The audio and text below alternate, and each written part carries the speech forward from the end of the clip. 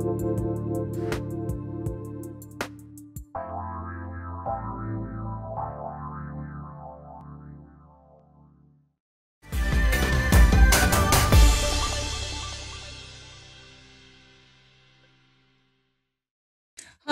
I'm Sherrie Clark, and welcome to Courage to Be Seen, the podcast that helps you have more success in your life. I want to share with you stories and strategies, tools and techniques so you can create the life that you desire. And we've in the past covered, topics on stress and being resilient. And if you've missed those episodes, I encourage you to you can find them either on my website, couragetobeseen.com, or on your favorite podcast provider. You can have find my old episodes. And I encourage you to listen to them because it is important that we deal with the stress and be resilient, in our lives. But today I want to talk about, something that's very similar to those. And it's something that a lot of people are experiencing right now. And that is work from home burnout. As I talk to people, I'm finding more and more people that are really just getting, burned out with this pandemic as it continues on. And even if they're not working full time from home, a lot of these concepts and topics still probably relate to you. Personally, I do go into the office once or twice a week, so I can't say I'm completely from home.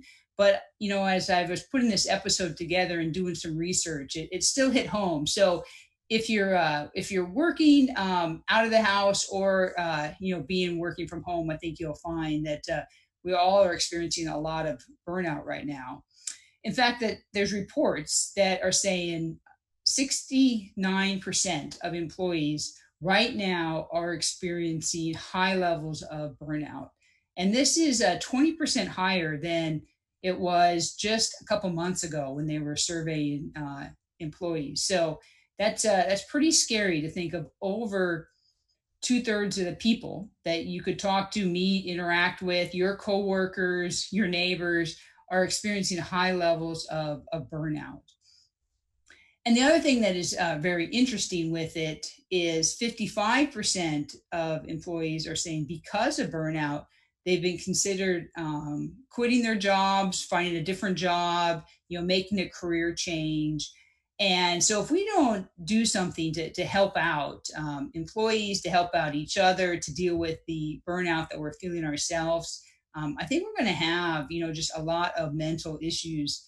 And so it's a very important topic that I want to share with you today. And so, you're thinking, okay, how would you know if I'm having burnout, or how would I know if somebody's having burnout? So let's start with, you think of, well, maybe you're doing okay. When you're on the phone with your teammates, with other employers, with your friends, listen to what they say. And are you hearing any changes just in their comments, in their demeanor?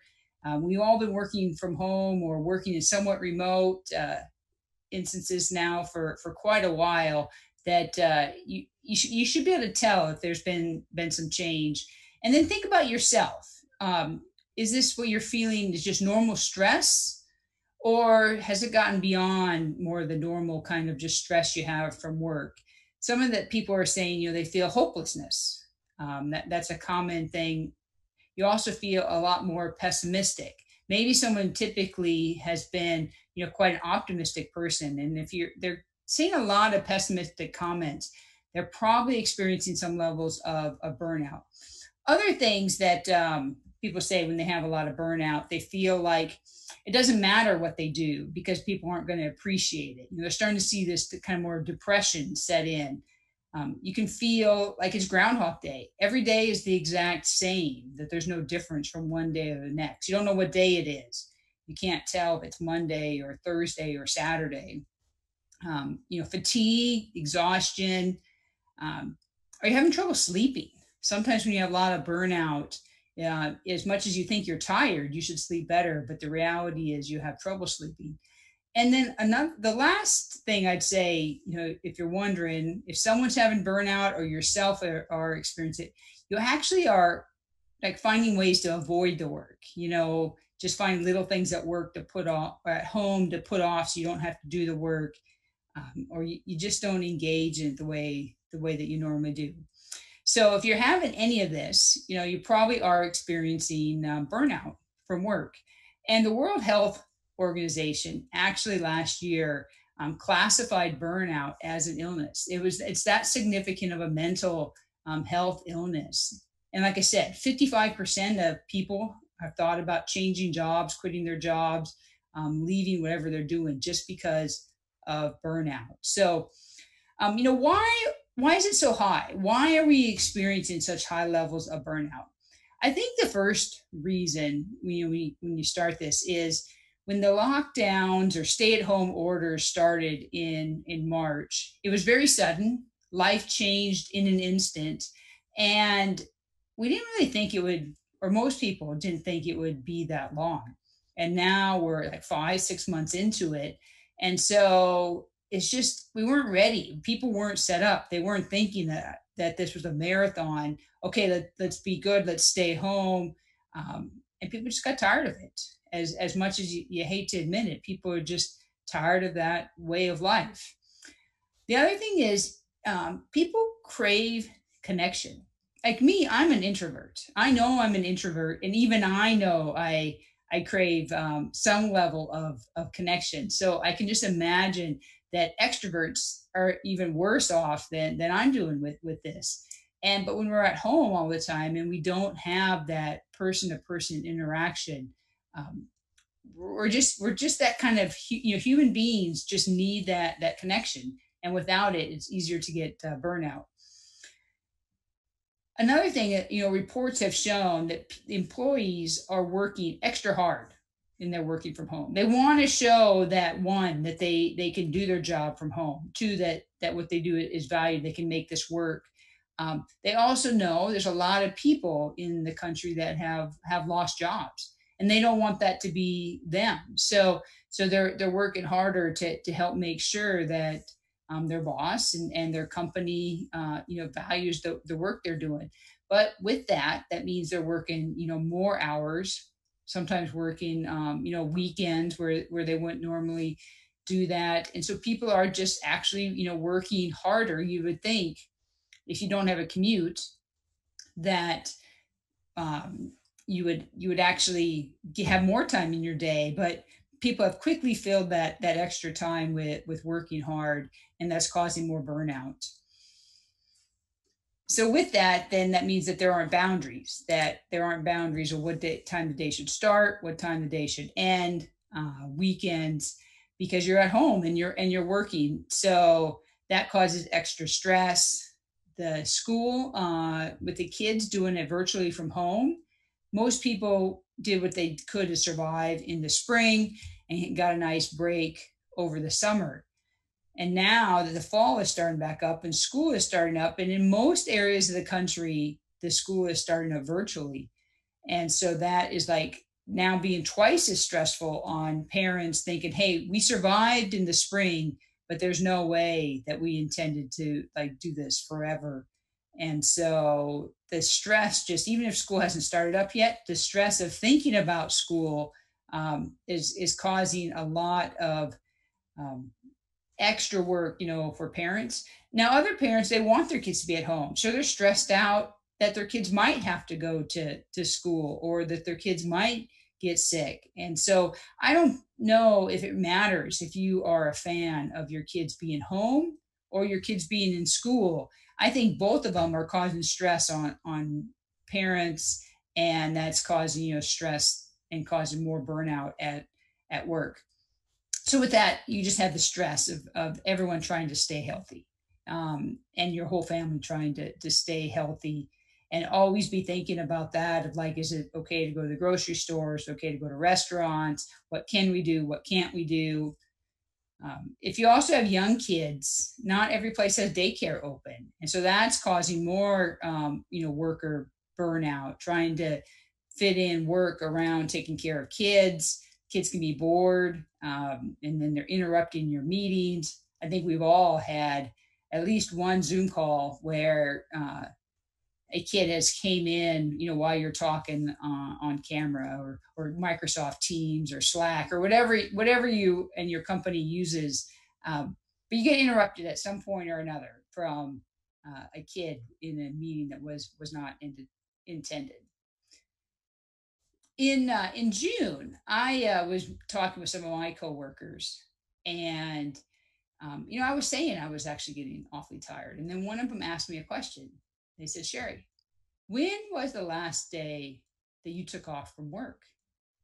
And I had to sit there and think, I'm not really sure when was the last time I took a day off from work, because we were working from home and there wasn't really anything we could travel to go do. I wasn't really thinking about taking a day off. And they said, exactly. That's why you're so tired. Normally, you would have taken at least a day off sometime in the last few months. And instead, you're working every day. So not taking vacation is causing, additional burnout, especially because normally almost everybody takes at least some vacation over the summer.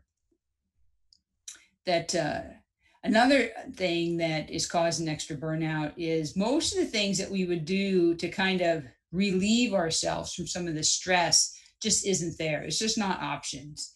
Or if you're doing it, you're doing it in a stressful environment. So simple things like shopping, entertainment, going to the movies, going to a concert, it's just not part of our everyday life anymore. So a lot of the times the stores are open, but you kind of rush in, grab a few things, and get back out. It's not the stress reliever that it usually was. The last things I think that causes so much burnout is one, there's no end in sight, right? We don't know when this is going to be, and when you can't plan, I think that's hard for people. So they have no control. There's just this lack of control of what's going on, and I've had a lot of conversations with my college son about that, especially as preparing him to go back to school, and we don't know exactly what's going to happen with college swimming or the Olympic trials next year, and just trying to help him cope with, hey, we just have to adapt, whatever that is. We can't control it, so it is what it is, and we'll do as best we can. Just know what your goals are and keep working towards them. And then I think the last thing that causes a lot of the burnout is just people are concerned about financial insecurity. They don't know if their job is secure. They don't know if their retirement accounts they put money in a way is secure, what's going on with the markets. And so that just adds to the stress, and then that adds to the burnout. But luckily, there are things that you can do to help with this. It's not, that yes, you might be working from home for a while. Some companies have said plan on working from home through the end of the year. Other companies are saying, probably mid next year before they really bring people back. Some companies have said, you know what, we're going to let people work from home forever. That's what they want. So that's not the issue. The issue is, though, that you need to take control of some parts of your life and deal with what's causing or how you react to things that will help with the burnout. So I want to give you a variety of different things that you can try in your life to help you with dealing with the burnout. All of them really have the same theme. You have to create some space in your life that lets your brain stop and relax and recover. If you're not letting your brain get a chance to recover, you will experience burnout. It's just a question of when. It's not if you will or not. It's just a question of, some people can go longer than others. But that's the main thing, is that you want to give your brain a chance to kind of recover, is the best way to think about it. So I have a list of things that we can go through that you could try. Some of them might work for you in your life and some of them won't, but I really encourage you to at least give a few of them a try. The first one is create a routine. So if you're working from home, a lot of people think, hey, it's great. I can wake up whenever I want. I don't have to get dressed. I don't have to make my bed anymore. I don't think that's the best thing, for us. Now, some of you, that maybe that's the way you want, but I would try to create a routine. Have a schedule. When are you going to get up? You should shower. You should get dressed for work. Yeah, maybe you don't have to dress up as much as you would normally do if you're going to the office, but I wouldn't lounge in the same clothes every day. I would make a routine and try that out. So that way, Monday through Friday feels different than Saturday and Sunday. Also, with that, with your schedule, you should know when you're going to stop working. So there's a time that okay, day's over, and that way there's a kind of a boundary of what time is to work and what time is to stop working. One thing I want to warn you with people that are having a lot of burnout, they fill a lot of their time with busy work, easy to do tasks, but maybe not the most important tasks. On one hand, this makes them feel like they're being productive, they're getting a lot done. But the reality is, it's not necessarily helping them with the long term stuff they need to get done. So be careful that you don't just fill your day with busy work and push off the more harder, more important tasks, um, because you'll just actually get yourself more burned out because you're working really hard. It looks like you're getting a lot done, but what you're getting done isn't very important stuff. Make sure you're prioritizing what you work on and work on the most important tasks that you need to. And if you need to, write out a list, of all the things that you think that might have to get done. Try to prioritize it and then cross things off in the order that you get them done. Don't just pick off the easy things, and because you're going to keep knowing that the other stuff is on that list. One important thing that you can try doing is it's actually quite simple is make sure you take a lunch break. Like leave your work area and eat lunch someplace else. I've been really enjoying having lunch with my son. I never get a chance to eat lunch with my son. And it's actually, this nice little routine that we have. But you definitely, don't work during that time. You want to move to a different part of your house. If you normally work on the kitchen table, close your computer, put it on the counter while you have lunch. But make sure you take a actual lunch break where you're not working during that time. If you happen to have a meeting during lunch, then maybe you could take your actual lunch break, earlier or later. But make sure you take a time in the middle of the day where you're taking a break and not working. I would say it's important to create a spot in your house that's designated for work. Um, Now, I know not everyone has a lot of room for this, so it doesn't necessarily have to be an office. My husband and I, we share an office, so we have that space. But sometimes we have meetings that we have to be on video at the same time, and so one of us will have to go to a different area of the house. So we kind of have our primary area that we both work in the office, but then we have an area in the kitchen that if we have to, we can move to. But that way, you just know, okay, this is where you're going to work, and when you get into that space it feels like work. Maybe it's one of the bedrooms. I've been on calls with people and I know they're working in a bedroom, because you can see the background when people are on video. And so it doesn't really matter where that space is, but kind of have it dedicated like this is your work space, so it kind of feels like, oh, I went to work, and then when you walk away from that space, now I'm not working. I would encourage you to take some time off if you haven't. If you haven't for a while, even if you're not going to travel anywhere, maybe you could just take a walk, go to the park and have a picnic. Um, if you feel comfortable, you can stay at a local hotel, so you don't have to really travel. You could just drive there and have a little staycation. A lot of places are open, especially they have like outdoor pools. That it's just a question on where you live and if you think that's safe or not. But I would recommend, if you haven't taken any time off in a while, use some of your vacation time. Go ahead and take a day off or a couple half days and give that brain of yours a chance to relax. Now, if you don't feel comfortable traveling, you can just plan the trip. Sometimes maybe you want to plan a trip for next summer. And it's amazing just looking forward to a trip, how enjoyable that is. And in reality, some of the benefits a vacation, planning it is as beneficial to you as is actually going on the trip.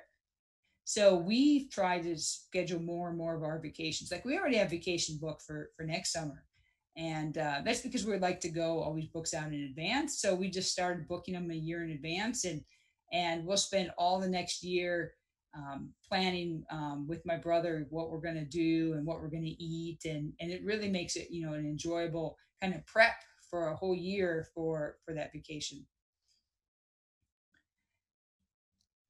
Another thing that you can try to do is spend time outdoors. And there's all kinds of things you can do. You can just take a walk, you can go for a run, you can have a picnic at the park. You can just go, like if you have a patio, and get some sun. Whatever it might be, just I would spend some time in nature. There's just something about allowing yourself to recover, and you recover faster, I think, when you spend time in nature. Like if you're at a beach, then you're lucky. And I would spend some time at the beach. Unfortunately, I live a long ways from the beach. That's not an option, but there's nothing like being in the sun and the sand and hearing the waves crash. But whatever it is, find some time to get outdoors and enjoy some sunshine. Try to get some fresh air. Um, Another thing that you can do to help relieve burnout is start a new hobby. Just try to do something different from work, something that's enjoyable, something that you've wanted to do. There, I guess now even doing like painting classes online. I've never actually tried that, but you can do that. Whatever it is, find some time, like that you have some time for yourself, some personal time. And you can use that for a lot of different ways. You can get a massage, or just take a bubble bath, or do some reading, meditate, yoga, exercise. But take some of that time, whatever it might be, whatever your interests are, but make sure you're taking some time, for yourself that's not work related. I know it might sound crazy, but I am going to remind you that you need to make sure that you're getting enough sleep. That it's easy to watch TV to too late. That we get up early, we go. Make sure that you are getting some sleep. One interesting suggestion that someone told me just recently. I haven't actually tried it, but I started this list with having a schedule, get ready for your day. Well, they suggested at the end of the day that you change clothes. Kind of like if you were going to the office, so you dress up a little bit and then you come home and you put on some more comfortable clothes. So they suggested when you're at the end of your day, even though you're working from home, change clothes, put on some more comfortable clothes. And then that way your body has that sense that, oh, I'm done working. I'm now hanging out for the rest of the day at home with my family. And so try it. I have not tried it myself, but it was an interesting suggestion that I thought I should put on the list. If you're really getting a lot of stress and burnout from work, I would suggest that you have a conversation with your boss and make sure you clarify expectations. Do they expect you to work as many hours as you're doing? Are you doing things that really don't need to be done?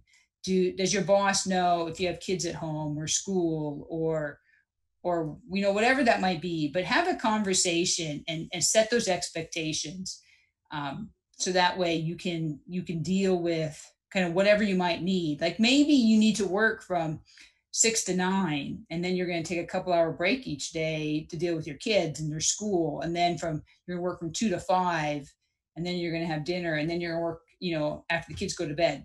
But you have to work that out in advance, with your boss. So make sure that you do that.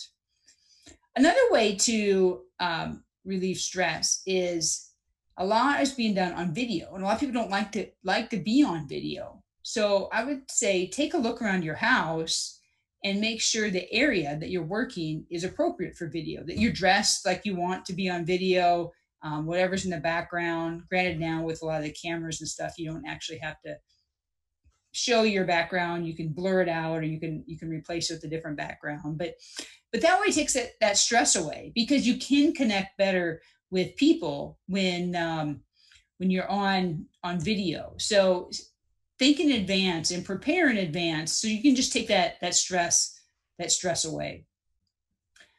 But when you're also in your meetings, make sure that you try to keep them to the appropriate time. So if it's scheduled for an hour, have the meeting for an hour.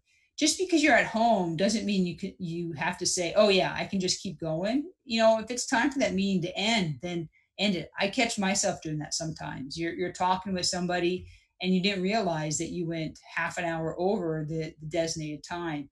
Versus if I was in the office, I would have stopped it because I would have wanted to drive home and be able to start cooking or something like that. So make sure that you're using your time appropriately and setting those boundaries as if you were in the office. Have a remote work accountability partner. So talk with somebody else that's working remotely and help make sure that you're keeping each other accountable to having those boundaries, that you're taking care of yourself, that you touch base on a regular, maybe some people weekly is good. Some people might need a daily 5-minute talk with somebody, but have an accountability partner just like you would for any of your other goals and objectives. The last couple of things I'm going to leave you with is one, don't work on the weekends if you don't have to. Set that boundary, use some of that time for yourself. The second thing is at the end of the day, whenever you decide whatever that time is that you're done working, make sure you close your laptop. Use that as a signal that, oh, I'm done working and I'm not going to open my laptop up again until the next day. And so don't be constantly, oh, just checking my email because I can, because I'm home. Really have an end to your day. Trying to simulate, oh, this is like my driving home. And then the last thing is, if you're really having problems, I do recommend that you look into therapy. And if you need help, make sure that you go and get it and get the professional help that can help you out if you're having that much burnout, because this is a serious thing. It's going to go on for a while, and hopefully that you could incorporate one or two of these techniques into your life that can help with the burnout that you might be having. My message to you really is we can only be ourselves. And by embracing myself, I've had the courage to be seen. I've transformed my life. The more courage that I have, the more enjoyable that my life becomes. And hopefully by sharing some of this with you, that you can have the same in your life. I invite you to check out my website, couragebeseen.com. You can find more about me and my coaching program there. And there's links to my email. I encourage you to follow me on Instagram and Facebook. I post daily motivational quotes there. Subscribe to this podcast, then you'll get an update and you won't miss any of the future episodes. So thanks for listening, and I hope to talk to you again soon.